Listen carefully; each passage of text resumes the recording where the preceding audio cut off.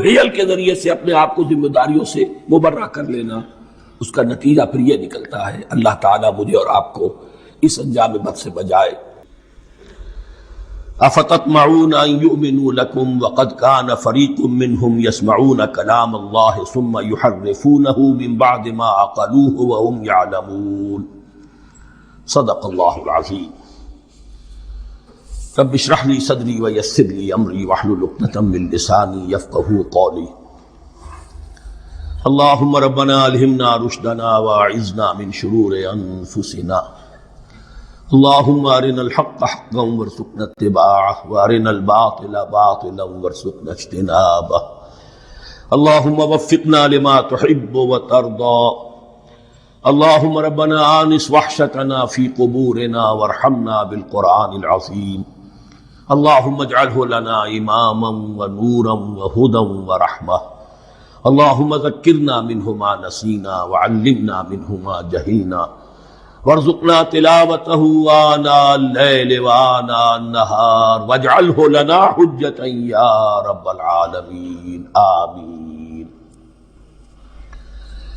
اب تک ہم نے سورہ بقرہ کے 8 رکوع اور اس پر مستضاد صرف 3 آیات کا مطالعہ کیا ہے۔ آج میں چاہتا ہوں کہ ہماری رفتار قدرے تیز ہو۔ تو یہ جو سلسلہ مضمون چل رہا ہے، خطاب بے امت سابقہ امت مسلمہ بنی اسرائیل، ان کے ساتھ خطاب کا سلسلہ سورہ بقرہ میں 5ویں رکوع سے شروع ہوا اور 15ویں رکوع کے آغاز تک چلے گا۔ یہ 10 رکوع ہے۔ عرض کر چکا ہوں بار بار، اور اس کو میں چاہتا ہوں آپ اچھی طرح ذہن نشین کر لیں کہ اس میں سے پہلا رکوع جو ہے وہ دعوت کا ہے، وہ بہت فیصلہ کن ہے۔ یہی وجہ ہے کہ دیکھیے اس رکوع کا آغاز ہوا یا بنی اسرائیل اذکروا نعمتی التی انعمت علیکم واوفوا بعہدی اوف بعہدکم وایای فارہبون، اور خود بخود ظاہر ہو رہا ہے اسلوب کلام سے کہ اگلے رکوع سے بات کا رنگ بدل گیا ہے۔ یا بنی اسرائیل اذکروا نعمتی التی انعمت علیکم وانی فضلتکم علی العالمین واتقوا یوما لا تجزی نفس عن نفس شیئا ولا يقبل منها شفاعة ولا يؤخذ منها عدل ولا هم ينصرون۔ یہ تہدید کا انداز ہے، دھمکی کا انداز ہے۔ تو میں نے عرض کیا تھا کہ 5واں رکوع اس خطاب میں بمنزلہ فاتحہ ہے، بہت اہم ہے، اور بقیہ جو 9 رکوع ہیں ان میں بریکٹ کا انداز ہے کہ 2 آیتوں سے بریکٹ شروع ہوتی ہے، انہی 2 آیتوں پر بریکٹ ختم ہوگی۔ یہ ملامت کا خطاب ہے، اور ان کے خلاف ایک مفصل فرد قرارداد جرم جو ہے وائد کی گئی ہے، جس کے نتیجے میں وہ اس منصب سے معزول کر دیے گئے جس پر 2000 برس سے فائز تھے، اور ان کی جگہ پر اب امت محمد، نئی امت مسلمہ علی صاحب الصلاۃ والسلام، اب اس کا نصب، اس کی انسٹالیشن اور اس کی انسٹالیشن سیریمنی کے طور پر تحویل قبلہ کا معاملہ۔ یہ ربط کلام اگر سامنے نہ رہے تو انسان کھو جاتا ہے قرآن مجید کی طویل صورتوں کو پڑھتے ہوئے کہ بات کہاں سے چلی تھی، کدھر جا رہی ہے، کیا ربط ہے، کیا تعلق ہے، سیاق کلام کیا ہے۔ اس کو میں اس لیے بار بار، حالانکہ مجھے معلوم ہے کہ وقت کم ہے، لیکن میں اس چیز کو زیادہ اہمیت دے رہا ہوں۔ اب ان 9 رکوعوں کے مضامین میں کچھ تو واقعات ہیں، تم نے یہ کیا، تم نے یہ کیا، تم نے یہ کیا۔ ظاہر بات ہے ترجمہ تو کرنا ہوگا، کچھ مختصر وضاحت بھی کرنی ہوگی، لیکن ان کے تفصیل میں جانے کی ضرورت نہیں ہے۔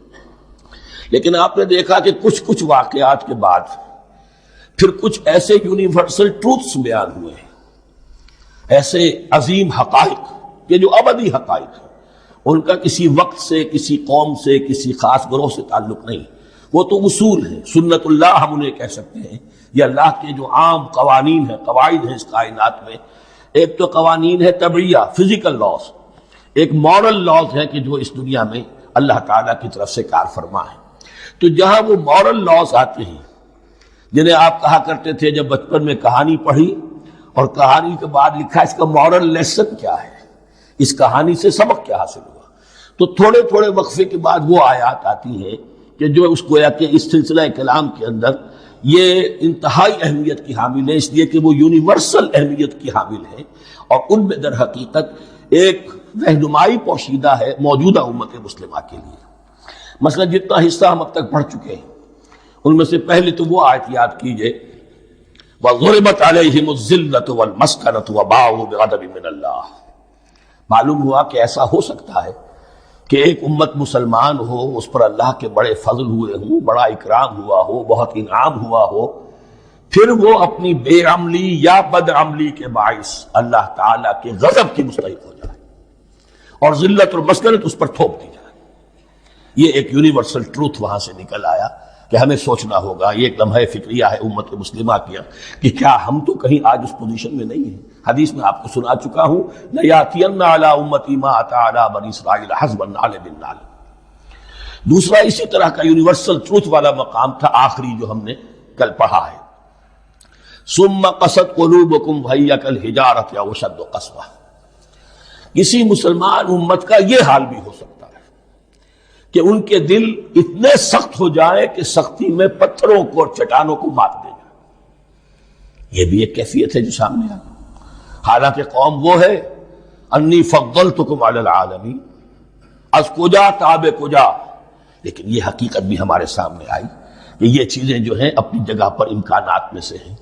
البتہ یہاں ایک بات میں عرض کر دوں کہ اس قساوت قلبی میں پوری امت برابر مسلط جو ہے مبتلا نہیں ہوا کرتی، اس میں امت کے جو قائدین ہوتے اور امت مسلمہ کے قائدین اس کے علماء ہوتے، سب سے زیادہ شدت کے ساتھ یہ خرابی ان میں آتی ہے، اس لیے کہ باقی لوگ تو پیروکار ہیں، پیچھے چلتے ہیں، وہ اعتماد کرتے ہیں کہ یہ ہے اللہ کی کتاب کے پڑھنے والے، یہ ہے تورات کے حامل، یہ جانتے ہیں، وہ ان کے پیچھے پیچھے چل رہے ہوتے ہیں۔ لیکن جو لوگ جان بوجھ کر اللہ کی کتاب میں تحریف کر رہے ہوں، انہیں تو پتا ہے ہم کیا کر رہے ہیں۔ جو لوگ جان بوجھ کر حق کو پہچان کر اس کا انکار کر رہے ہیں، انہیں تو پتا ہے کہ ہم کیا کر رہے ہیں۔ در حقیقت یہ سزا ان پر آتی ہے۔ یہ بات اب ان آیات میں جو آج ہم پڑھنے چلے ہیں بہت زیادہ واضح ہو جائے گی انشاءاللہ۔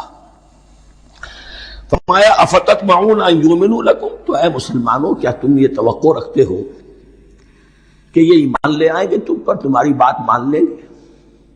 ظاہر بات ہے مسلمانوں کو توقع تھی کہ مشرکین مکہ تو بہت دور تھے دین سے، توحید سے دور، رسالت کا کوئی تصور ہی نہیں، کتاب ان کے پاس تھی ہی نہیں۔ یہ تو یہود ہیں اور ان کے پاس تو کتاب رہی ہے، یہ موسیٰ کے ماننے والے ہیں، یہ توحید کے علم بردار ہیں، یہ آخرت کا بھی اقرار کرتے ہیں، تو انہوں جھٹپٹ مان لینا چاہیے۔ تو جو مسلمانوں کے دل میں، عام مسلمانوں کے دل میں جو حسن ظن تھا، اب در حقیقت یہ اس کو ایڈریس کیا جا رہا ہے۔ افتطمعون ان یؤمنوا لکم، تمہیں بڑی طمع ہے، کوشش ہے، تمہاری خواہش ہے، آرزو ہے، تمنا ہے، توقع ہے کہ یہ بات مان لے گے تمہاری۔ وَقَدْ كَانَ فَرِيقٌ مِّنْهُمْ يَسْمَعُونَ كَلَامَ اللَّهِ ثُمَّ يُحَرِّفُونَهُ مِن بَعْدِ مَا عَقَلُوهُ وَهُمْ يَعْلَمُونَ، جبکہ حال یہ ہے کہ ان میں سے ایک جماعت، ایک گروہ وہ بھی ہے کہ جو اللہ کے کلام کو سن کر پھر اس میں تحریف کرتا رہا ہے، اس کے بعد کہ اس کو سمجھ لیتا تھا اور اچھے جان بوجھ کر تحریف کرتا تھا۔ اب ظاہر بات وہ گروہ کون ہوں گے؟ علماء ہی تو ہیں نا۔ عام آدمی تو تحریف نہیں کر سکتا تھا، تحریف کرنے والے تو علماء تھے۔ افتؤمنون ان یؤمنوا لکم وقد کان فریق منهم یسمعون کلام اللہ ثم یحرفونہ من بعد ما عقلوہ وهم یعلمون واذا لقوا الذین آمنوا قالوا آمنا۔ اب دیکھیے ایک بات بڑی عجیب سامنے آئے گی کہ جس طرح منافقین مسلمانوں میں تھے، ایسے ہی منافقین یہود میں بھی تھے۔ یہود میں سے کچھ لوگ ایسے تھے کہ جن پر حق جب منکشف ہو گیا، اور کچھ ان کی صالح فطرت بھی تھی، اب وہ آنا چاہتے تھے اسلام کی طرف، لیکن اپنے خاندان کو، گھر والوں کو، اپنے کاروبار کو، اپنے قبیلے کو چھوڑنا بھی ممکن نہیں تھا، اور قبیلوں کی سرداری جو ہے وہ ان کے علماء یہود کے پاس ہے۔ تو دل ان کے کچھ صاف ساتھ آ چکے تھے اہل ایمان کے، اور جب وہ اہل ایمان سے ملتے تھے تو کبھی کبھی باتیں بھی بتا دیں، ہاں یہ بات جو محمد کہہ رہے یہ تورات میں لکھی ہوئی تھی، واقعی یہ بات یوں ہی تھی۔ اب اس کے بعد جب وہ جاتے تھے اپنے شیاطین کے پاس، وہی شیاطین ان کے علماء، ان کے بڑے سرکردہ لوگ، تو وہ جا کر انہیں ڈانٹ ڈپٹ کرتے تھے، بے وقوفو یہ کیا کر رہے ہو، تم یہ بات بتا رہے ہو انہیں تاکہ اللہ کے ہاں جا کر وہ تم پر حجت قائم کرے، تو انہیں پتا تھا اور پھر بھی انہوں نے نہیں مانا۔ اب یہ ان کا آپس کا مکالمہ ہو رہا ہے۔ وَإِذَا لَقُوا الَّذِينَ آمَنُوا قَالُوا آمَنَّا۔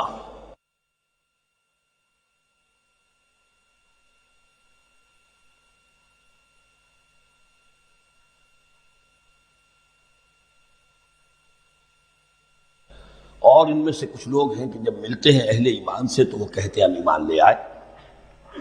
وَإِذَا خَلَا بَعْضُهُمْ إِلَىٰ بَعْضٍ، اور جب وہ خلوت میں ہوتے ہیں ایک دوسرے کے ساتھ، قالوا وہ کہتے ہیں أَتُحَدِّثُونَهُمْ، کیا تم بتا رہے ہو ان کو، بِمَا فَتَحَ اللَّهُ عَلَيْكُمْ، وہ باتیں جو اللہ نے کھولی ہیں تم پر، لِيُحَاجُّوكُمْ بِهِ عِندَ رَبِّكُمْ، کہ وہ تم پر حجت قائم کرے تمہارے رب کے پاس، کہ اللہ اس نے مانا تھا کہ ہاں تورات میں یہ ہے، تو تم ذرا عقل سے کام لو، اور یہ حقیقتیں جو تورات کے ذریعے سے ہمیں معلوم ہے مسلمانوں کو مت بتاؤ. اس پر اللہ کا تبصرہ کیا ہے؟ افلا تعقلون، یہ تو ابھی انہی کا قول ختم ہوا کہ کیا تم عقل نہیں ہے کہ تم ایسا بیوقوفی کا کام کر رہے ہو. اولا یعلمون، یہ تبصرہ اللہ کا ہے، تو کیا یہ لوگ نہیں جانتے ان اللہ یعلم ما یسرون وما یعلنون، کہ اللہ تو جانتا ہے وہ سب کچھ بھی جو وہ چھپاتے ہیں اور وہ سب کچھ بھی جسے وہ ظاہر کرتے ہیں. تو چاہے یہ باتیں مسلمانوں کو بتاؤ نہ بتاؤ، اللہ کی طرف سے تو محاسبہ ہو ہی جانا ہے، لہذا یہ بھی ان کی ناسمجھی کی دلیل ہے. اب آ رہی ہے وہ اصل اہم بات جو میں نے آج ابتدا میں بیان کر دی تھی، وَمِنْهُمْ أُمِّيُّونَ، ان میں سے بھی ایک طبقہ تو ہے ان پڑھ لوگوں کا. اب دیکھیے امی اصل میں تو ایک طرح سے کہنا چاہیے کہ مشرکین عرب کے لیے لفظ ہے قرآن مجید میں. کیوں؟ ان کے اندر پڑھنے لکھنے کا رواج بھی نہیں تھا، کوئی آسمانی کتاب بھی ان کے پاس نہیں تھی. لیکن اب یہود کے بارے میں کہا جا رہا ہے، جیسے آج مسلمان ہیں کہ اکثر و بیشتر مسلمان تو جاہل ہیں، چاہے پی ایچ ڈی کیا ہوا، پی ایچ ڈی تو فزکس میں کیا ہوا ہے، قرآن کی الف بیتیں نہیں آتی، دین کے جو ہے مبادی تک سے ناواقف ہیں، بہت پڑھے لکھے، اس کو ہمارے بعد لوگ کہتے ہیں پڑھے لکھے جاہل. آج کی عظیم اکثریت مسلمانوں کے پڑھے لکھے مسلمانوں کی وہ پڑھے لکھے جاہلوں پر مشتمل ہے. اس میں شامل کر لیجئے ہماری اکثریت جو ہے ہی بغیر پڑھی لکھی. تو اب انہیں کیا پتا، وہ تو سارا اعتماد کریں گے علماء پر. کوئی بریلوی ہیں بریلوی علماء پر اعتماد کریں گے، کوئی دیوبندی ہے وہ دیوبندی علماء پر اعتماد کریں گے، کوئی اہل حدیث ہے وہ اہل حدیث علماء پر اعتماد کریں گے. منہم امیون، اب امیون کا سہارا کیا ہوتا ہے؟ منہم امیون لا یعلمون الکتاب الا امانیہ، وہ کتاب سے تو واقف نہیں ہوتے، اپنی کچھ خواہشات ہیں کہ جن کو جانتے ہیں. یہ خواہشات بعد میں کھل جائے گا. یہ خواہشات کیا ہیں؟ ہم تو اسرائیلی ہیں، ہم تو اللہ کے محبوب ہیں، ہم تو امت محمد میں ہیں، ہماری تو شفاعت ہو ہی جائے گی. یہ امانی ہے، تلک امانیہم، اور ہمیں تو جہنم میں داخل کیا بھی تو تھوڑے سے عرصے کے لیے، ہمیں نکال لیا جائے گا. یہ امانی ہے. تو ان کے پاس تو یہ تو ان امانی، امنیہ کہتے ہیں خواہش، امانی اس کی جمع ہے. یہ اپنی خواہشات، انگریزی کا لفظ صحیح تعبیر کرے گا وشفل تھنکنگ، یہ اپنی اس وشفل تھنکنگ کے سہارے جی رہے ہیں، علم ان کے پاس ہے ہی نہیں. وَإِنْهُمْ إِلَّا يَظُنُّونَ، اور وہ نہیں کچھ کر رہے مگر ظن و تخمین، گمان ہے، ان کے اپنے من گھڑت خیالات ہیں. فَوَيْلٌ لِّلَّذِينَ يَكْتُبُونَ الْكِتَابَ بِأَيْدِيهِمْ، تو اصل ہلاکت اور بربادی اور ویل کے بارے میں بعض روایات یہ بھی آئی ہیں کہ وہ جہنم کا وہ طبقہ ہے جس سے خود جہنم پناہ مانگتی ہے، سخت ترین. تو وہ ویل، وہ تباہی جو ہے ان کے لیے ہے جو کتاب لکھتے ہیں اپنے ہاتھ سے، ثم یقولون ھذا من عند اللہ، اور پھر کہتے ہیں یہ اللہ کی طرف سے ہے، لیشتروا بہ ثمنا قلیلا، تاکہ وہ حاصل کر لیں اس سے کچھ بڑی گھٹیا سی حقیر سی قیمت. یعنی فتویٰ نویسی جس کا معاملہ ہے. اب کوئی شخص آیا، اس نے ایک رائے پوچھی، انہوں نے اپنا جو بھی ہے وہ لکھا، کہا یہی دین کا تقاضا ہے، بس یہی علم ہے، یہی اللہ کی بات ہے. اب اس میں کتنا کچھ واقعتاً انہوں نے صحیح بات کہی ہے، کتنی ہٹ درمی سے کام لیا ہے، کتنی کسی رشوت کے مبنی کو رائے دی ہے، خود بدلتے رہے قرآن کو بدل دیتے ہیں، ہوئے کس درجہ فقیہان حرم بے توفیق. تو یہ ان کے علماء کا کردار تھا. ثم یقولون ھذا من عند اللہ لیشتروا بہ ثمنا قلیلا فویل لہم مما کتبت ایدیہم، تو ہلاکت اور بربادی ہے ان کے لیے اس چیز سے کہ جو ان کے ہاتھوں نے لکھی. وویل لہم مما یکسبون، اور ان کے لیے ہلاکت اور بربادی ہے اس کمائی سے جو وہ کر رہے ہیں. یہ سارا دھندا جو ہے فتویٰ فروشی کا اور دین فروشی کا، اس کے لیے تباہی وہ اپنے لیے مول لے رہے ہیں، اس سے کوئی ان کو اللہ تعالیٰ کے ہاں کوئی اجر و ثواب نہیں ملے گا. وقالوا، اب یہ آگے امانی، وقالوا لن تمسنا النار الا ایاما معدودہ، وہ کہتے ہیں ہمیں تو آگ چھو ہی نہیں سکتی، ہاں گنتی کے چند دن، صرف یہ کہ دوسروں کی آنکھوں میں دھول جھونکنے کے لیے کہ کوئی اعتراض نہ کر دے، اللہ ہمیں آگ میں پھینکا جا رہا اور ان کو نہیں پھینکا جا رہا، یہ ہم سے بھی بدتر تھے کردار میں، تو شاید ان کا منہ بند کرنے کے لیے چند دن کے لیے ہمیں جہنم میں ڈال دیں گے، پھر فوراً نکال لیں گے۔ وقالوا لن تمسنا النار الا ایاما معدودہ، اور وہ کہتے ہیں کہ نہیں چھو سکتی ہمیں آگ مگر گنتی کے چند دن۔ قل اتخذتم عند اللہ عہدا، ان سے کہیے کیا تم نے اللہ سے کوئی عہد لے لیا ہے، وہ قول و قرار ہو گیا ہے، فلن یخلف اللہ عہدہ، کہ تمہیں یہ یقین ہے کہ اللہ اپنے عہد کے خلاف نہیں کرے گا، ام تقولون علی اللہ ما لا تعلمون، یا تم اللہ کی طرف اس بات کی نسبت کر رہے ہو، تہمت لگا رہے ہو، جر رہے ہو یہ بات اللہ پر جو تم نہیں جانتے، جس کے لیے تمہارے پاس کوئی علم نہیں ہے۔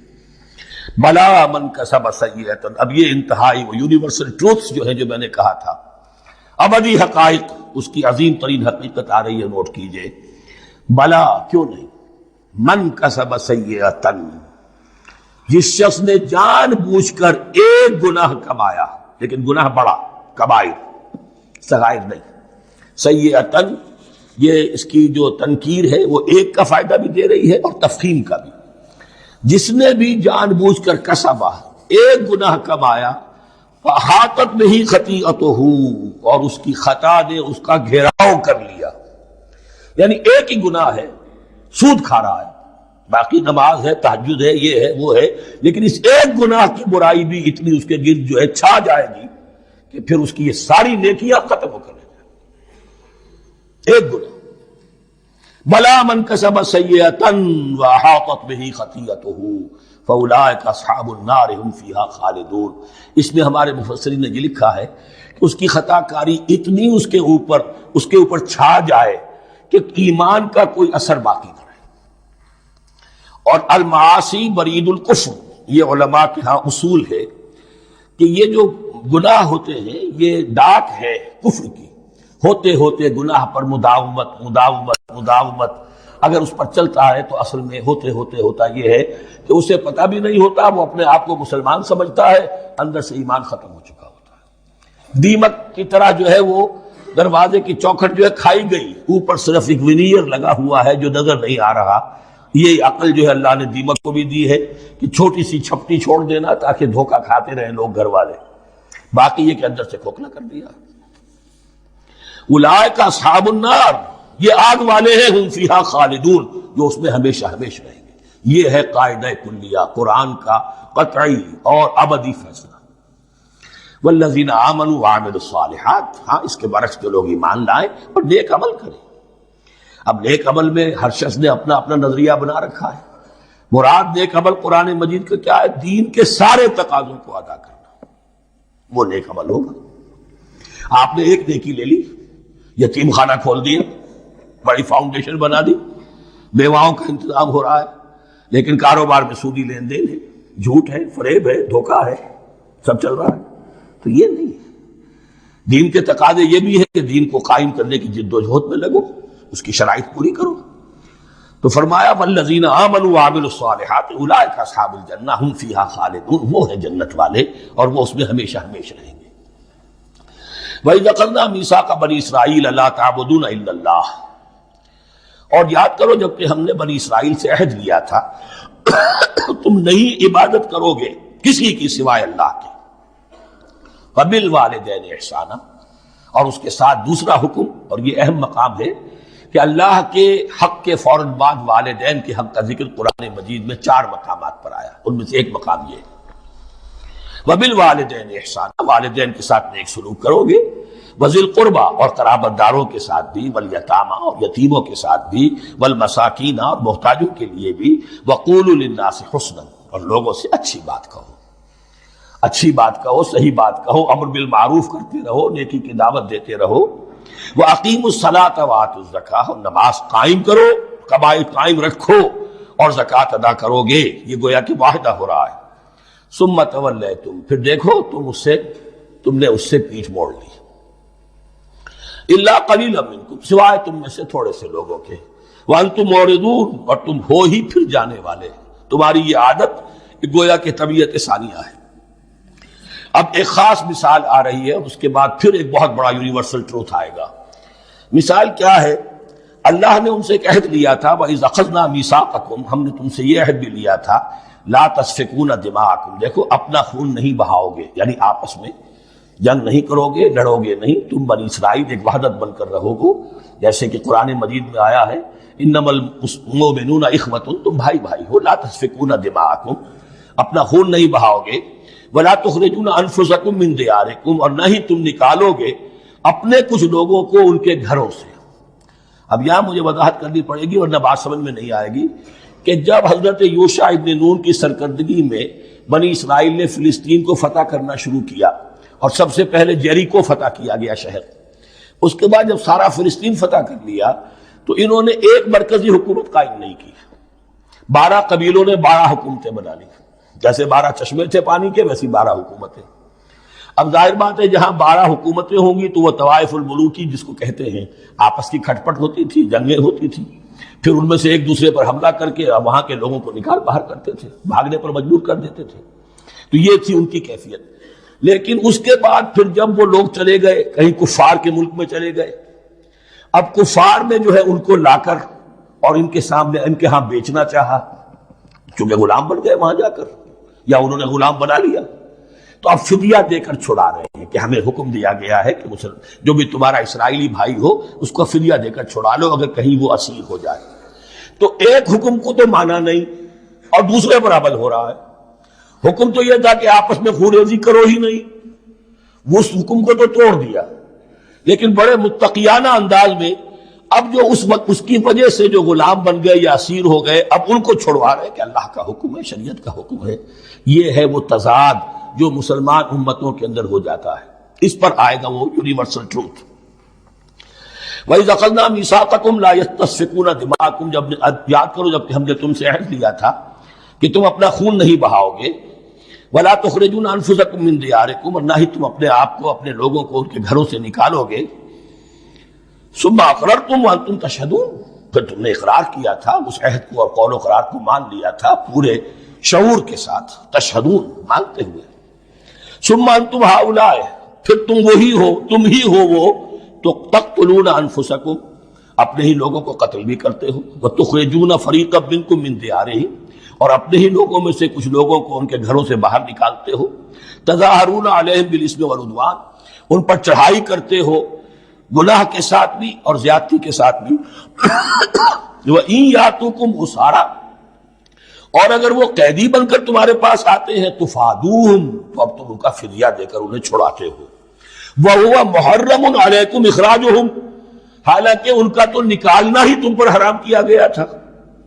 اب یہ واقعہ آپ نے پڑھ لیا، سمجھ لیا، اب دیکھیے اس سے جو سبق ہے، مورل لیسن ہے جو ابدی ہے، أَفَتُؤْمِنُونَ بِبَعْضِ الْكِتَابِ وَتَكْفُرُونَ بِبَعْضٍ، تو کیا تم ہماری شریعت کے ایک حصے کو مانتے ہو اور ایک کو نہیں مانتے؟ اب دیکھیے یہ الفاظ اب ہوں گے تعویل عام، جہاں کہیں بھی یہ طرز عمل ہوگا تو یہ آیت اس کو کور کرے گی۔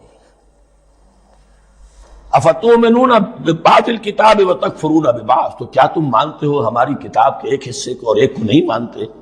فما جزاء من یفعل ذلک منکم، تو نہیں ہے کوئی سزا اس کی جو یہ حرکت کرے تم میں سے، الا خزی فی الحیات الدنیا، سوائے اس کے کہ دنیا کی زندگی میں رسوائی ہو، ذلت ہو، یوم القیامہ، اور قیامت کے دن یردون الی اشد العذاب، وہ لوٹا دیے جائیں شدید ترین عذاب میں، وما اللہ بغافل عما تعملون، اور اللہ تعالیٰ غافل نہیں ہے اس سے جو تم کر رہے ہو۔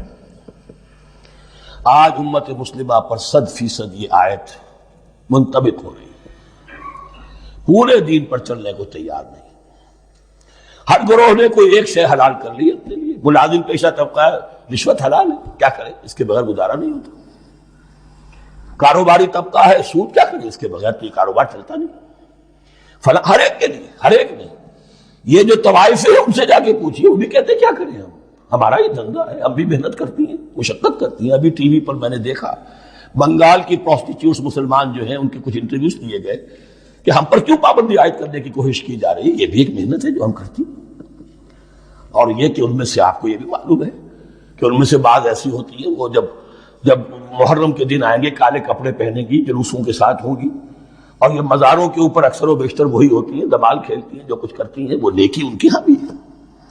تو نیکی اور بدی کا ایک امتزاج ہے۔ کل دین جب تک وہ نہ ہو تو اس کی سزا یہ ہے خزي فی الحیات الدنیا، وہ ہمارے اوپر ہے۔ ضربت علیہم الذلۃ والمسکنہ، وہ خز اور وہ ذلت اور مسکنہ تھوپ دی گئی ہے۔ باقی رہ گیا قیامت کا معاملہ، وَيَوْمَ الْقِيَامَةِ يُرَدُّونَ إِلَىٰ أَشَدِّ الْعَذَابِ، شدید ترین عذاب میں۔ تو اپنے طرز عمل سے تو ہم اس کے مستحق ہو گئے ہیں، باقی اللہ تعالیٰ کی رحمت جو ہے دستگیری فرما لے اس کا اختیار ہے۔ لیکن دھمکی کا پھر انداز دیکھیے، وَمَا اللَّهُ بِغَافِلٍ عَمَّا تَعْمَلُونَ، اللہ غافل نہیں ہے اس سے جو تم کر رہے ہو۔ ہر سال عمرہ فرما کے آ رہے ہیں، کس رقم سے فرما کر آ رہے ہیں یہ اللہ کو معلوم ہے، یہ حلال سے کمائی تھی یا حرام سے۔ رمضان مبارک میں حرم میں پہلی صف میں جگہ ریزرو کرائی ہوئی ہے سیٹ صاحب نے، اور وہاں کے شرطوں کو بھی رشوتیں دیتے ہیں، اور وہ سمجھتے ہیں کہ ہم تو سارا نہا دھو کر آ گئے، سال بھر جو بھی حرام کمائی کی تھی سب پاک ہو گئی۔ اللہ نا واقف نہیں ہے، اللہ تمہاری داڑھیوں سے دھوکہ نہیں کھائے گا، اللہ تمہارے اماموں سے اور ابا اور قبا سے دھوکہ نہیں کھائے گا۔ He knows you through and through, He sees you through and through۔ وَمَا اللَّهُ بِغَافِلٍ عَمَّا تَعْمَلُونَ أُولَٰئِكَ الَّذِينَ اشْتَرَوُا الْحَيَاةَ الدُّنْيَا بِالْآخِرَةِ، یہ وہ لوگ ہیں جنہوں نے دنیا کی زندگی اختیار کر لی ہے آخرت کو چھوڑ کر۔ فَلَا يُخَفَّفُ عَنْهُمُ الْعَذَابُ وَلَا هُمْ يُنصَرُونَ، تو اب ان کے لیے نہ تو ان سے عذاب میں تخفیف کی جائے گی اور نہ ان کی کوئی مدد کی جائے گی۔ وَلَقَدْ آتَيْنَا مُوسَى الْكِتَابَ وَقَفَّيْنَا مِن بَعْدِهِ بِالرُّسُلِ، اور ہم نے موسیٰ کو کتاب دی تورات، اور قفینا من بعدہ بالرسل، اور پھر اس کے بعد پے بپے لگاتار ہم رسول بھیجتے رہے۔ ایک بات نوٹ کر لیجئے گا، لفظ رسول اور لفظ نبی میں کچھ فرق ہے، اس وقت تفصیل میں جانے کا موقع نہیں ہے، لیکن یہ تین جوڑے الفاظ کے ایسے ہیں قرآن مجید کی اصطلاحات کے کہ وہ تینوں مترادف کے طور پر بھی استعمال ہو جاتے ہیں اور علیحدہ علیحدہ اپنا مفہوم بھی رکھتے ہیں۔ اور اس کا ایک اصول یہ علماء نے بنایا ہے کہ اذا اجتمع تفرقا واذا تفرقا اجتمعا۔ ایک ہے ایمان اور اسلام، اب یہ بھی مسلم مومن ایک ہی شے ہے، لیکن یہ کہ ایک شے تو نہیں ہے، کچھ فرق بھی ہے۔ کہیں جہاں ان دونوں الفاظ کو لایا جائے گا بالمقابل تو فرق نظر آ جائے گا، لیکن عام طور پر مسلم کی جگہ مومن، مومن کی جگہ مسلم استعمال ہو جائے گا۔ call the rose by any name it will smell as sweet۔ اس طرح جہاد اور قتال کا معاملہ ہے، دو الفاظ ہیں، مختلف ہیں، مفہوم جدا بھی ہے لیکن ایک دوسرے کی جگہ آ بھی جائیں گے۔ تیسرے نبی اور رسول، فرق ہے، ہر نبی رسول نہیں ہوتا، ہر رسول نبی ہے، یعنی نبی عام ہے، رسول خاص ہے۔ نبی کو جب کسی خاص قوم کی طرف معین طور پر بھیج دیا جاتا ہے تب وہ رسول ہو جاتا ہے۔ اس سے پہلے اس کی حیثیت ایک ولی اللہ کی ہے، بہت اعلیٰ درجے کا اللہ کا دوست اور ولی جس پر وحی آ رہی ہے۔ عام ولی اللہ میں اور نبی میں فرق یہ ہے، ان پر وحی آتی ہے، ان پر وحی نہیں آتی۔ لیکن اس نبی کو اگر اب آپ بھیج دیں گے کہ جاؤ اذهب الى فرعون، اب وہ رسول ہو گئے، جاؤ اب مدین کی طرف، الى مدین اخاہم شعیبا، اب رسول ہو گئے۔ تو یہ فرق ہے نبی اور رسول کا۔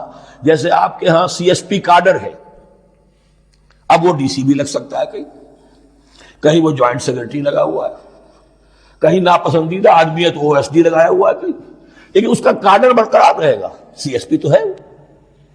اسی اعتبار سے ہر نبی ہر حال میں نبی ہے، لیکن اس کو اضافی کیفیت ملتی ہے رسول کی۔ اور ایک بات یہ نوٹ کر لیجئے، نبیوں کو قتل بھی کیا گیا ہے، رسول قتل نہیں ہو سکتے۔ اللہ کا فیصلہ یہ ہے کہ لاغلبن انا ورسلی، میں اور میرے رسول تو غالب آ کر رہیں گے۔ جب بھی کسی قوم نے کسی رسول کی جان لینے کی کوشش کی ہے اس قوم کو برباد کر دیا گیا اور رسول اور اس کے ساتھیوں کو بچا لیا گیا۔ یہ معاملہ ہوا ہے اللہ کا تمام رسولوں کے ساتھ، نبیوں کے ساتھ نہیں۔ حضرت یحییٰ نبی تھے، قتل کر دیے گئے۔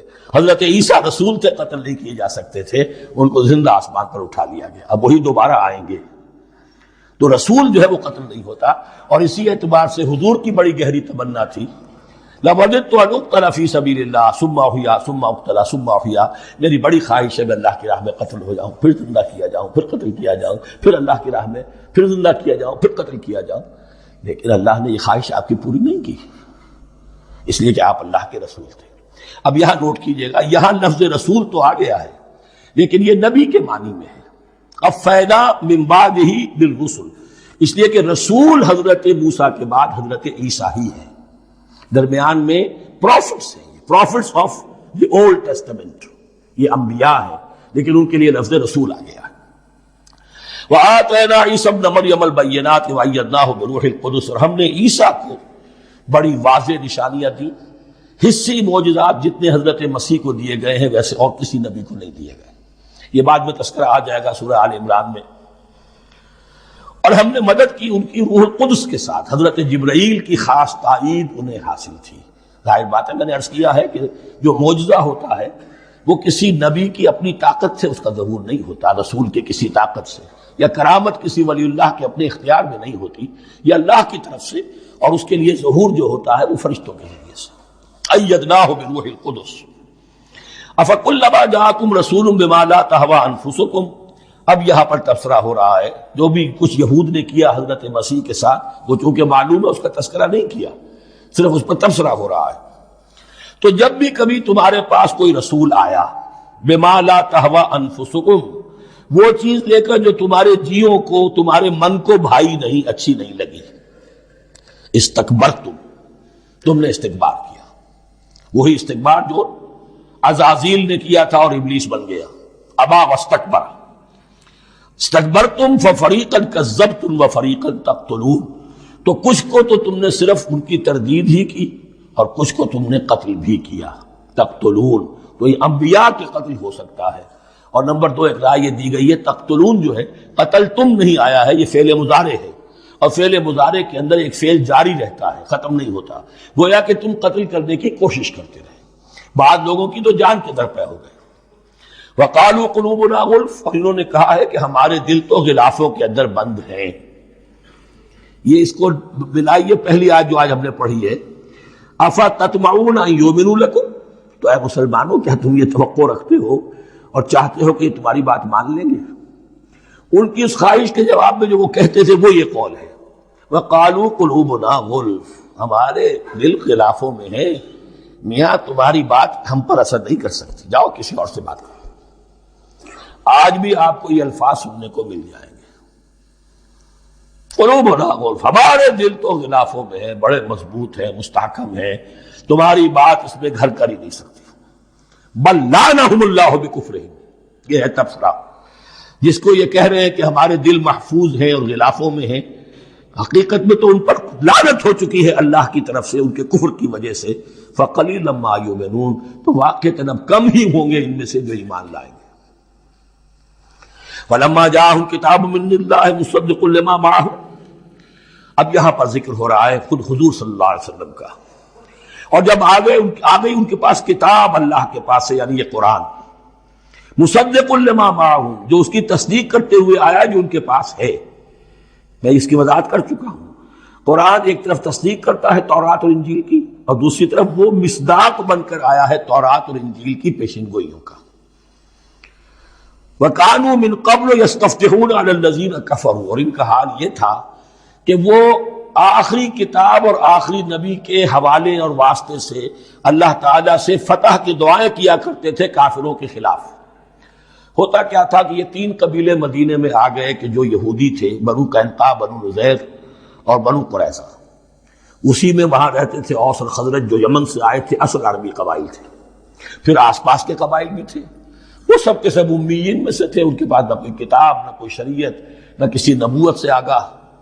اب ان کے آپس میں جب لڑائیاں ہوتی تھیں اور یہ مار کھاتے تھے، سرمایہ دار تھے، دولت والے تھے، عام طور پر بزدل تھے، لہذا جب بھی کبھی مقابلہ ہوتا تھا مار کھاتے تھے. تو وہاں یہ کہا کرتے تھے کہ ابھی تو تم ہمیں مار لیتے ہو، دبا لیتے ہو، نبی آخری زمان کی آنے کا وقت آ چکا ہے، وہ نئی کتاب لے کر آئیں گے، جب وہ آئیں گے ہم ان کے ساتھ ہو کر جب تم سے جنگ کریں گے تو تم ہمیں شکست نہیں دے سکو گے، ہمیں فتح حاصل ہوگی. اور دعا کیا کرتے تھے اللہ اس نبی آخر الزمان کا ظہور جلد ہو تاکہ اس کے واسطے سے اور اس کے ذریعے سے اس کے صدقے ہمیں فتح مل سکے. یہ دعائیں تھیں. چونکہ خزرج اور اوس کے لوگوں نے ان کی یہ دعائیں سنی ہوئی تھی. یہی وجہ ہے کہ حج میں سن 11 نبوی کے حج میں یا سن 10 نبوی کے حج میں جب وہاں پر 6 آدمیوں سے حضور نے بات کی جو خزرج کے تھے سب کے سب، انہوں نے کڑنکھیوں سے ایک دوسرے کو دیکھا، معلوم ہوتا ہے یہ وہی نبی ہے جن کا ذکر یہ یہودی کرتے ہیں. تو اس سے پہلے کہ وہ ایمان لائے تم ایمان لے آؤ. گویا کہ وہ علم بالواسطہ طور پر جو انہیں پہنچا تھا وہ ان کے لیے کتنا بڑا سرمایہ بن گیا، ان کی نجات کا ذریعہ بن گیا. اور وہ علم جو ان کے پاس تھا تعصب کی وجہ سے اور تکبر کی وجہ سے وہ اسی طرح رہ گئے. فَذَهَبَ اللَّهُ بِنُورِهِمْ وَتَرَكَهُمْ فِي ظُلُمَاتٍ لَا يُبْصِرُونَ صُمٌّ بُكْمٌ عُمْيٌ فَهُمْ لَا يَرْجِعُونَ. وَلَمَّا جَاءَهُمْ كِتَابٌ مِّنْ عِندِ اللَّهِ مُصَدِّقٌ لِّمَا مَعَهُمْ وَكَانُوا مِن قَبْلُ يَسْتَفْتِحُونَ عَلَى الَّذِينَ كَفَرُوا فَلَمَّا جَاءَهُم مَّا عَرَفُوا كَفَرُوا بِهِ. تو جب ان کے پاس آ گئے وہ چیز جسے انہوں نے پہچان لیا پھر انہوں نے کفر کیا. فلعنۃ اللہ علی الکافرین، تو اللہ کی لعنت ہے ایسے کافروں پر. بئس ما اشتروا به انفسهم ان یکفروا بما انزل اللہ بغیا ان ينزل اللہ من فضلہ علی من یشاء من عبادہ. بہت بری شے ہے جس کے عوض کہ انہوں نے اپنی جانوں کو فروخت کر دیا. یعنی دنیا کا حقیر سا نفع، یہاں کی حقیر سی مسندیں، یہاں کا جو بھی چودراہٹیں ہیں، جو بھی ان کی حیثیت ہے، صرف اس کا قربانی دینے کو تیار نہیں. یہی تو سبب ہے، اس کی وجہ سے کفر کر رہے ہیں پہچان کر. تو بری ہے وہ شے جس کے لیے انہوں نے اپنے آپ کو بیچ دیا. ان یکفروا، کہ وہ کفر کر رہے ہیں اس وجہ سے بما انزل اللہ بغیا، جو اللہ نے نازل فرمایا ہے. اور کفر کیوں کر رہے ہیں؟ اس زدم زدہ میں ان ينزل اللہ من فضلہ علی من یشاء من عبادہ، کہ اللہ تعالیٰ نے نازل کر دیا ہے اپنے اس فضل میں سے اپنے بندوں میں سے جس پر چاہا. وہ اس امید میں تھے کہ وہ اسرائیلی ہی ہوگا. جب 1400 برس تک نبوت ہمارے پاس رہی، اب فترت کا زمانہ ہے، 600 برس گزر گئے، اب آخری نبی آنا ہے. ان کو گمان یہ تھا وہ ہم میں سے ہی ہوگا. یہاں یہ ہوا کہ یہ رحمت اللہ کی اور یہ فضل جو ہے بنی اسماعیل پر ہو گیا. اس کی وجہ سے زدم زدہ بغین، اس بغین کے لفظ کو اچھی طرح نوٹ کر لیجئے. یہ اختلاف جو ہوتا ہے دین میں اس کا اصل سبب یہ بغین کا لفظ آئے گا بار بار قرآن مجید میں. یہ بغین کیا ہے؟ جسے عہد حاضر کے ایک خاص جو مکتب فکر ہے سائیکالوجی کا، ایڈلر کا، اس میں یہ قرار دیا گیا ہے کہ انسان کے جو موٹیوز ہیں، جو اس کا انسٹنکٹس ہیں، ان میں ایک بہت پاورفل موٹیو جو ہے to dominate, urge to dominate. میں اس کی بات کیوں مانوں، یہ کیوں نہ میری مانے، یہ ڈومینیشن. تو بغین، بغیا کے معنی بھی ہے حد سے بڑھنا، تجاوز کرنا. تو وہ اپنی حد سے بڑھ کر دوسروں کے اوپر روب گانٹنے کے لیے یہ سارا انہوں نے کیا اس وجہ سے کہ بنی اسماعیل کے ایک شخص محمد صلی اللہ علیہ وسلم پر اللہ تعالیٰ نے یہ رحمت نازل فرما دی. فباؤوا بغضب علی غضب، تو وہ لوٹے غضب پر غضب لے کر، یعنی تہ بر تہ غضب ہے ان پر اللہ تعالیٰ کا. وَلِلْكَافِرِينَ عَذَابٌ مُّهِينٌ، اور ایسے کافروں کے لیے اہانت آمیز، مہین اہانت سے بنا ہے، اہانت آمیز عذاب ہے. وَإِذَا قِيلَ لَهُمْ آمِنُوا بِمَا أَنزَلَ اللَّهُ، اور جب ان سے کہا جاتا ایمان لاؤ اس پر جو اللہ نے نازل فرمایا، قَالُوا نُؤْمِنُ بِمَا أُنزِلَ عَلَيْنَا، ہم ایمان رکھتے ہیں اس پر جو ہم پر نازل ہوا. وَيَكْفُرُونَ بِمَا وَرَاهُ، اور وہ کفر کر رہے ہیں جو اس کے پیچھے ہے. انہوں نے انجیل کا کفر کیا، حضرت مسیح کو نہیں مانا. انہوں نے محمد کا کفر کیا ہے صلی اللہ علیہ وسلم، اور قرآن کو نہیں مانا. وَهُوَ الْحَقُّ مُصَدِّقًا لِمَا مَعَهُمْ، اور وہ کفر کر رہے ہیں حالانکہ وہ حق ہے، سچ ہے، درست ہے، اور تصدیق کرتے ہوئے آیا ہے اس کی جو ان کے پاس ہے. قل، اے نبی ان سے کہیے، فَلِمَ تَقْتُلُونَ أَنبِيَاءَ اللَّهِ، یہاں وہ لفظ واضح ہو گیا. تو پھر کیوں تم قتل کرتے رہے ہو اللہ کے نبیوں کو، من قبل، اس سے پہلے. ایسے ہی حق پرست ہو، ایسے ہی جو کچھ تم پر نازل کیا گیا اس پر ایمان رکھنے والے ہو، تو تم نے نبیوں کو کیوں قتل کیا؟ تم نے زکریا کو کیوں قتل کیا علیہ الصلوۃ والسلام؟ تم نے یحییٰ کو کیوں قتل کیا علیہ الصلوۃ والسلام؟ تمہارے تو ہاتھ جو ہے نبیوں کے خون سے آلودہ ہے۔ فَلِمَ تَقْتُلُونَ أَنبِيَاءَ اللَّهِ مِن قَبْلِ إِن كُنتُم مُؤْمِنِينَ، اگر واقعتاً تم ایمان والے ہو۔ وَلَقَدْ جَاءَكُم مُوسَىٰ بِالْبَيِّنَاتِ، تمہارے پاس موسیٰ آئے تھے کھلی تعلیمات لے کر، واضح معجزے لے کر۔ ثُمَّ اتَّخَذْتُمُ الْعِجْلَ مِن بَعْدِهِ، پھر تم نے اس کے بعد اس کی غیر حاضری میں بچڑے کو اپنا معبود بنا لیا۔ وَأَنْتُمْ ظَالِمُونَ، اور تم ظالم ہو۔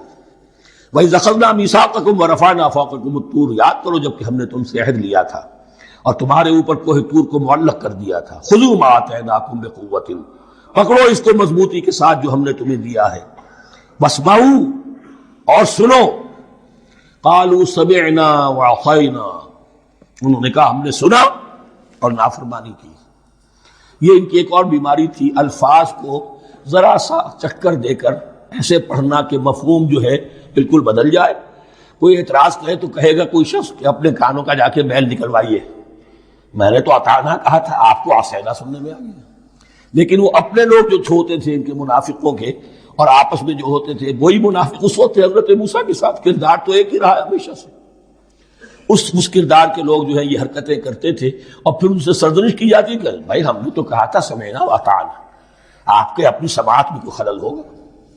قالوا سمعنا وعصینا، ہم نے سنا اور ہم نے رد کیا، نافرمانی کی۔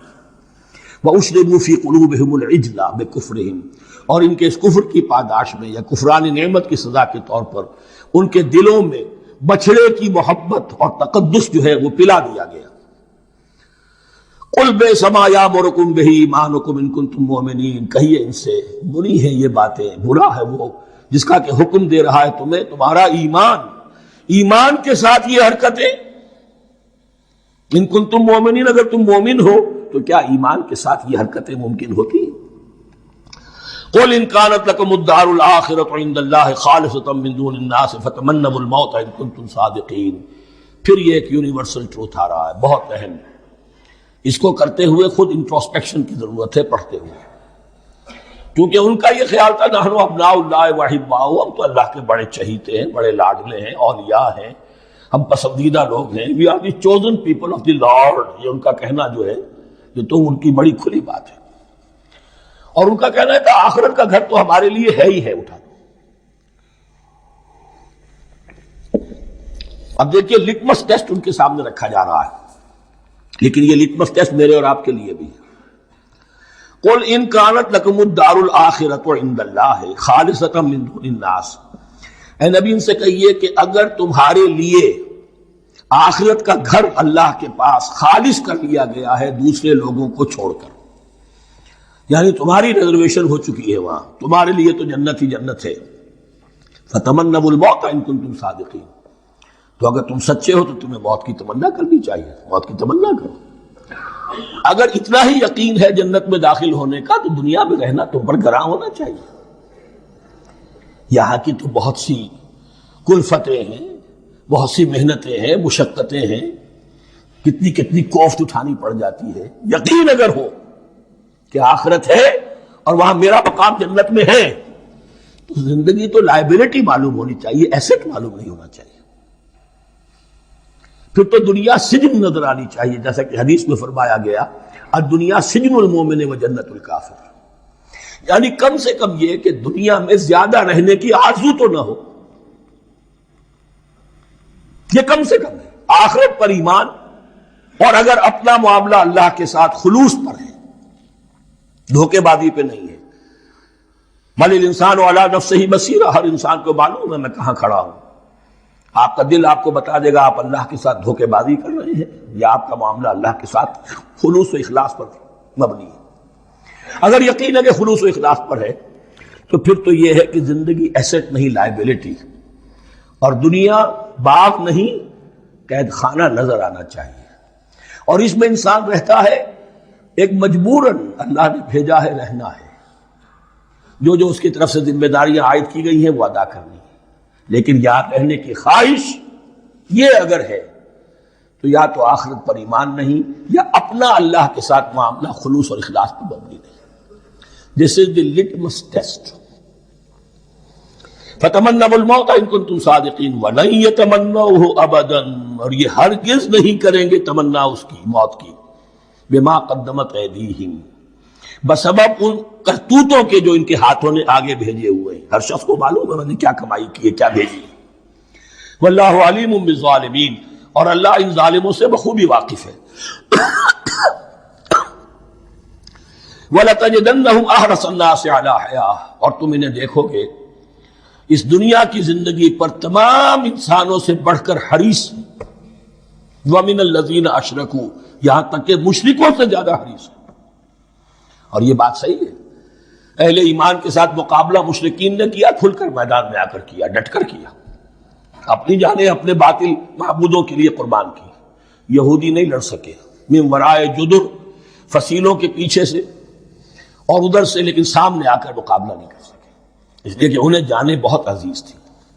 وَلَتَجِدَنَّهُمْ أَحْرَصَ النَّاسِ عَلَىٰ حَيَاةٍ وَمِنَ الَّذِينَ أَشْرَكُوا، حتیٰ یہ کہ مشرکین سے بھی زیادہ یہ دنیا کی زندگی کے حریص ہیں۔ يَوَدُّ أَحَدُهُمْ لَوْ يُعَمَّرُ أَلْفَ سَنَةٍ، ان میں سے ہر ایک کی یہ خواہش ہے کہ کسی طرح اس کی عمر 1000 برس ہو جائے۔ وَمَا هُوَ بِمُزَحْزِحِهِ مِنَ الْعَذَابِ أَن يُعَمَّرَ، اور اگر ان کو معمر کر بھی دیا جائے، طویل زندگی دے بھی دی جائے، تو عذاب سے تو چھٹکارا نہیں ملے گا، آخرت تو بالآخر تو آنی ہے۔ واللہ بصیر بما یعملون، اور اللہ دیکھ رہا ہے جو کچھ کہ وہ کر رہے ہیں۔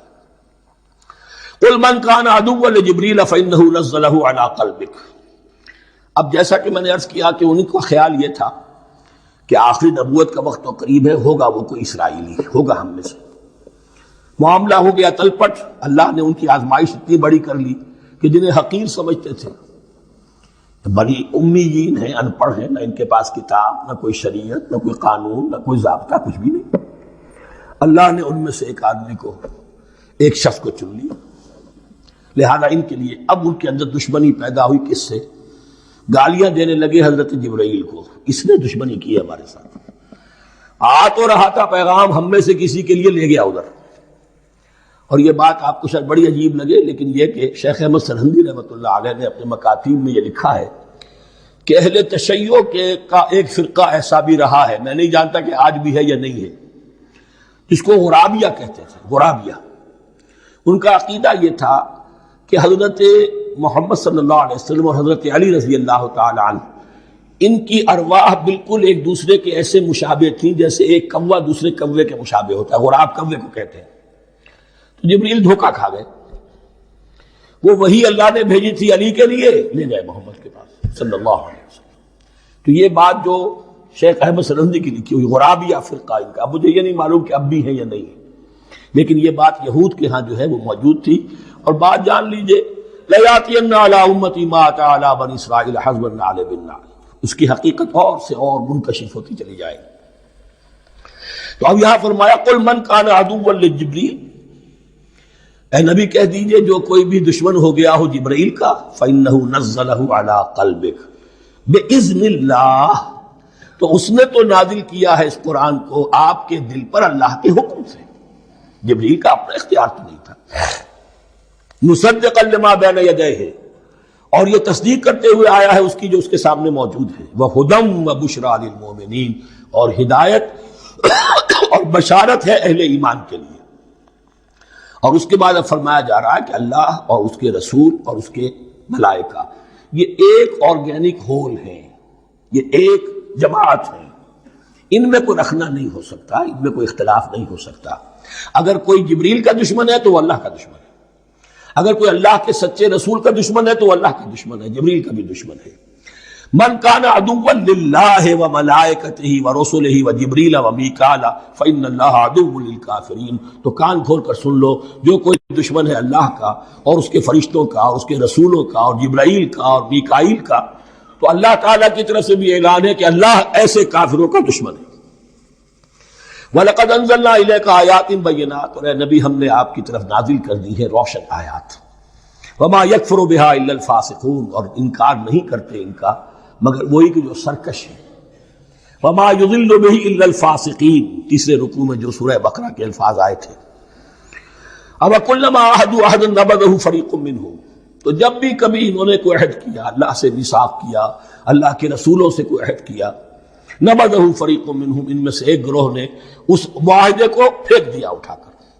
بل اکثرہم لا یؤمنون، بلکہ ان کی اکثریت جو ہے ایمان سے خالی ہے. جیسا کہ حال آج امت مسلمہ کا ہے. مسلمان ہیں، ایمان حقیقی، ایمان قلبی، یقین والا ایمان وہ کتنوں کو حاصل ہے. ڈھونڈ اب ان کو چراغ رخ زیبا لے کر. فلما جاءهم رسول من عند الله مصدق لما معهم نبذ فريق من الذين اوتوا الكتاب. پھر وہی بات، اور جب آئے ان کے پاس اللہ کی طرف سے ایک رسول یعنی محمد صلی اللہ علیہ وسلم، مصدق لما معهم، اور تصدیق کرتے ہوئے آئے ہیں اس کی جو ان کے پاس موجود ہے، ان کے ساتھ ہے. نبذ فریق من الذین اوتوا الکتاب کتاب اللہ وراء ظہورہم، ان کی ایک گروہ، ان کی ایک جماعت نے اللہ کی کتاب کو اپنی پیٹھوں کے پیچھے پھینک دیا. کانہم لا یعلمون، گویا کہ وہ جانتے ہی نہیں، انجانے سے وہ کر رہے گا، نہیں ہمیں کچھ پتہ نہیں. ان کے عوام پوچھتے ہوں گے کیا یہ وہی نبی ہیں جن کا ذکر کیا بولے، کوئی یقین سے نہیں کہہ سکتے، کچھ نہیں. ابھی دیکھیں گے تیل دیکھو، تیل کی دھار دیکھو. کانہم لا یعلمون، جیسے انہیں علم نہیں. واتبعوا ما تتلو الشیاطین علی ملک سلیمان. اب ایک اور حقیقت نوٹ کیجئے، جب کسی مسلمان امت میں دین کی اصل حقیقت، اصل تعلیمات سے بہت پیدا ہوتا ہے تو رجحان کدھر ہو جاتا ہے؟ جادو، ٹونا، ٹوٹکا، تعویذ، عملیات. قرآن کی عملیات. قرآن اترا تھا کسی اور کے لیے، کام کے لیے، یہ اس کو ذریعہ بناتے ہیں دشمن کو زیر کرنے کے لیے. محبوب آپ کے قدموں میں آ کر گرے گا، عمل قرآنی ہے، اتنے 100 روپے کا آپ لیجیے، یہ تو مل جائے گا. یہ دندے ہمارے ابھی چل رہے ہیں، خوب چلتے ہیں. اور میں سمجھتا ہوں کہ سب سے زیادہ فلرشنگ کاروبار جو ہے وہ اس طرح کا ہے. ہینگ لگے نہ پھٹکڑی، نہ آپ کو کوئی اس میں محنت کرنے کی ضرورت ہے، نہ اس کے اندر آپ کو انویسٹ کرنے کی ضرورت ہے، اور کاروبار چلتا. تو وہاں بھی کیا ہوا، واتبعوا، جب دین کی اصل حقیقت کو دور پھینک دیا، انہوں نے پیروی کی اس کی ما تتلو الشیاطین علی ملک سلیمان، جو شیاطین جن جو تھے. علی ملک سلیمان سے مراد ہے علی عہد ملک سلیمان، حضرت سلیمان کے زمانے میں، چونکہ اللہ تعالیٰ نے ان جنات کو حضرت سلیمان کے تابع کر دیا تھا، تو وہاں پر چونکہ ان کا اب جو ہے کوئی میل جول زیادہ تھا لوگوں کے ساتھ، تو وہ انہیں کچھ اس قسم کی چیزیں سکھاتے رہتے تھے، گویا کہ اندر سے تخریب کاری. واتبعوا ما تتلو الشیاطین علی ملک سلیمان وما کفر سلیمان ولکن الشیاطین کفروا. اور سن لو، سلیمان نے کبھی کفر نہیں کیا، بلکہ یہ شیاطین تھے کہ جو کفر کرتے تھے. جادو کفر ہے، لیکن آپ کو نقش سلیمانی آج تک بھی لفظ ملے گا، نقش سلیمانی. آج بھی مسلمان بھی ان چیزوں کو حضرت سلیمان کی طرف منسوب کر رہے ہیں، وہ ظلم اب بھی جاری ہے. وما کفر سلیمان ولکن الشیاطین کفروا یعلمون الناس السحر، وہ لوگوں کو جادو سکھاتے تھے. وما انزل علی الملکین ببابل ہاروت و ماروت، اور جو کچھ نازل کیا گیا 2 فرشتوں پر، ہاروت اور ماروت پر، بابل میں. بابل یہ ہے پرانا عراق، بیبلونیا. نبوکدنضر بھی بیبلونیا کا بادشاہ تھا، نمرود بھی بیبلونیا کا بادشاہ تھا. عراق کے بادشاہوں کا لقب ہی تھا نمرود، نماردہ اس کی جمع ہے. تو حضرت سلیمان کی حکومت جب تھی تو وہاں پر یہ لوگ جنات جو ہیں وہ اس قسم کی تخریب کاری کر رہے تھے. تو اللہ تعالیٰ نے آخری آزمائش کے لیے 2 فرشتوں کو زمین پر اتارا، اور وہ انسانی شکل میں لوگوں کو جادو سکھاتے تھے. بتاتے بھی جاتے تھے دیکھو جادو کفر ہے، ہم سے مت سیکھو، لیکن اس کے باوجود لوگ سیکھتے تھے. تو گویا کہ ان پر اتمام حجت ہو گیا کہ اب ان کے اندر خباثت جو ہے پوری طریقے سے گھر کر چکی ہے. وما یعلمان من احد، اور وہ نہیں سکھاتے تھے کسی کو بھی، حتی یقولا انما نحن فتنۃ فلا تکفر، یہاں تک کہ وہ کہہ دیتے تھے کہ دیکھو ہم تمہاری آزمائش کے لیے بھیجے گئے ہیں، ہم فتنہ ہیں تو تم کفر مت کرو.